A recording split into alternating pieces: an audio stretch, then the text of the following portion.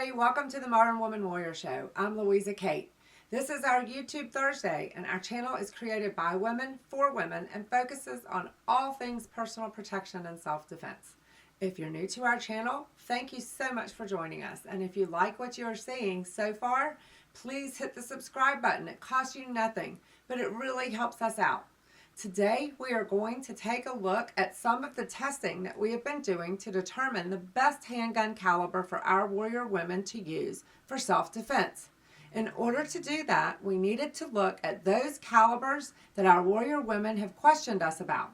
And we are going to need to test them ballistically and find out what rounds are sufficient for defending yourself and what rounds are not. So let's head to the range.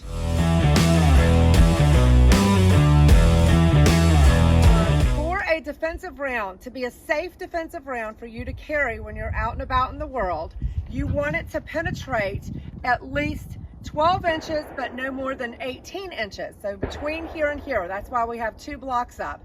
And that's, again, according to FBI specifications. So we want that to be our penetration, because if it's more than 18, then it can go through and through and hit somebody that you don't want it to hit. This is going to simulate if you were inside your house. So these are walls, interior walls of the house, and these are all set up according to code. They're on 16-inch studs. We've got the studs here, and we've got our sheetrock. So we've got 6 interior walls and then 1 exterior wall that is also set up to code that has the plywood on the outside. So let's start with a question that we get asked a lot by our students. Why can't I use my .22 cal pistol for self-defense? The answer to that question has always been a bit nebulous. We hear things like, it doesn't have enough stopping power, or it isn't reliable enough, or, well, it's better than no gun at all. We want a better standard for our warrior women to make a judgment for themselves. So we're going to use the FBI standard for penetration and expansion of the projectile in order to do that.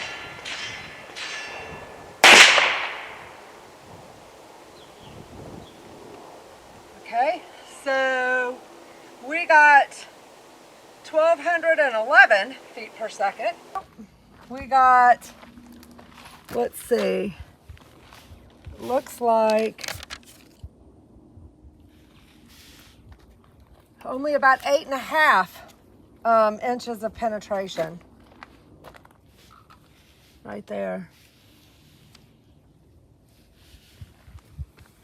Right there, let's see. No, I'm sorry, that's 10 inches of penetration. So, let's take a look at the projectile that we recovered from the jaw block. The first shot came close to the minimum expansion required by the FBI for effectiveness, which is 1.6 times the original diameter. But on all the rounds that we tested, when the bullet mushroomed like that, it only penetrated about 60% of the minimum required penetration for effectiveness. So the answer is unfortunately no to the .22 long rifle. It is not an effective self-defense round. If you want to see all of the testing protocols we used, click the video, the link in this video.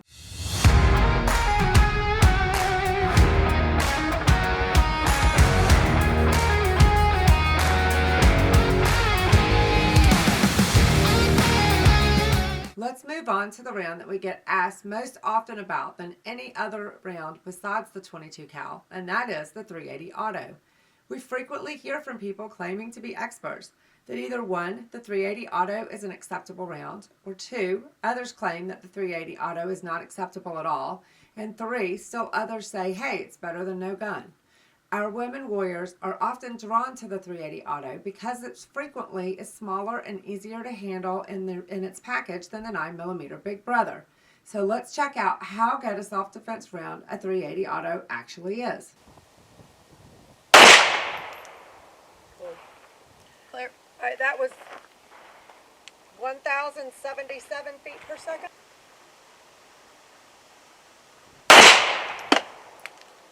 That was 1,027 feet per second.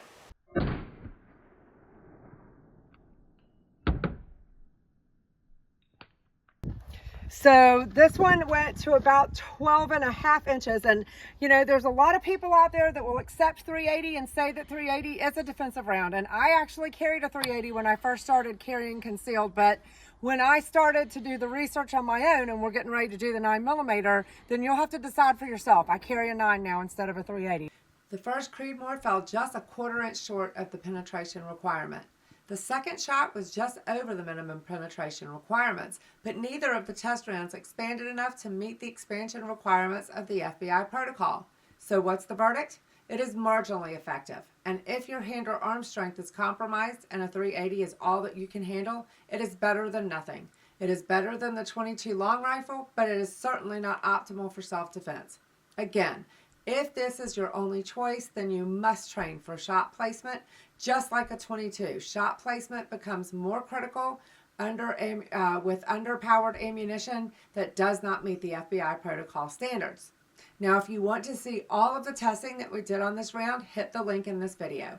So let's look at the most popular self-defense handgun cartridge in the world, the 9mm Luger or Parabellum. Virtually everyone agrees that the 9mm Luger round is the very adequate round for self-defense. But which type of 9mm round is actually best? Again, we're going to go back to the FBI protocol to determine what type of 9mm ammunition is best for stopping power and safest from overpenetration. Whoa. Woo. 1,287.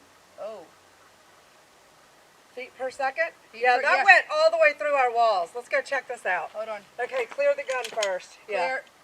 Okay, this penetrated all the way through. Look. Holy right cow. Here, can you see? Grant, can you get it?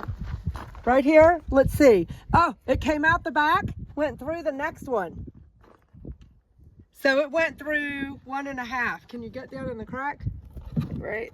So here's right here where my finger's at. Wow. Okay, so I can see where it exited right here, right at the very end. Came all the way through right here, and exited right here. So it came out this side right here. So we definitely do not want to use this And here's the line as right defensive here. ammunition. See it right on the edge. That's a no. Okay, so here we are on our analysis for our first shot on the 9mm, and Amber's going to mark it down here because this one entered right here and it went all the way through 32 inches of gel when the FBI says it shouldn't go past 18, which is here, and entered this wall in the house, exited it, and went through the next wall. So this would definitely not be good defense ammunition. It's no wonder most self-defense experts say that you don't want to use full metal jacket rounds for self-defense.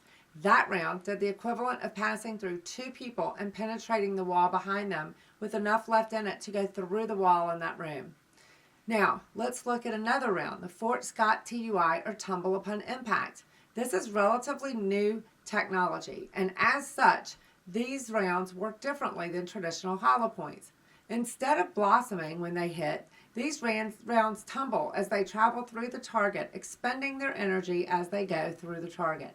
But they don't deform, which gives them a better barrier penetration, like when they have to penetrate heavy clothing. There it goes. All right, so that was 1,095 feet per second. Right down the middle, we're clear. Here's our analysis on that other, that second 115 grain full metal jacket. So it came right in the center, and you can see this. This is amazing what these tumblers do. It is definitely a difference in the gel than you can see in the full metal jacket. Came all the way through and went to about 18.5 inches, right at 18.5 inches. So that's our second one of the 115 grain. Yeah. And we're going to dig these out. It rotated. So let's look at some more traditional rounds like premium hollow point rounds. We have chosen Speer Gold Dots. They are one of the many top flight self-defense rounds on the market that use more or less the same technology. That was perfect. That was beautiful, right down the middle. 1,163 feet per second. Okay, this is our second Speer Gold Dot, and it entered right here, and it came right through, and this is beautiful. Can you get this? It it blossomed like a flower. I can't wait to cut this thing out. And look at this. It's right at 13.5 inches. That is just amazing. So what is the verdict? The 9mm hollow point and the TUI get a yes. And the 9mm full metal jacket gets an emphatic no. So what did we learn from these 3 sets of tests? We learned that 1, 22 long rifle is not a good self-defense round. 2, 380 auto is a very marginal self-defense round, even with really good self-defense ammunition. 3, 9mm clearly meets the standard as long as you're using a good self-defense round. And 4, full metal jacket is only okay at the range, never as a self-defense round. And if you take nothing else from this video, then replace all of your full metal jacket target ammunition with a good quality self-defense round when you're not at the range. A legitimate self-defense shooting can turn into a legal nightmare if your shot over-penetrates your target and injures or kills an innocent party. So don't forget that Right to Bear will protect you and give you a lawyer if you end up having to defend yourself. So check out the link in the comments to learn more. Don't forget, we've moved to Thursdays, so look for us every Thursday from now on. Thank you so much for joining us tonight. See you next Thursday. Bye.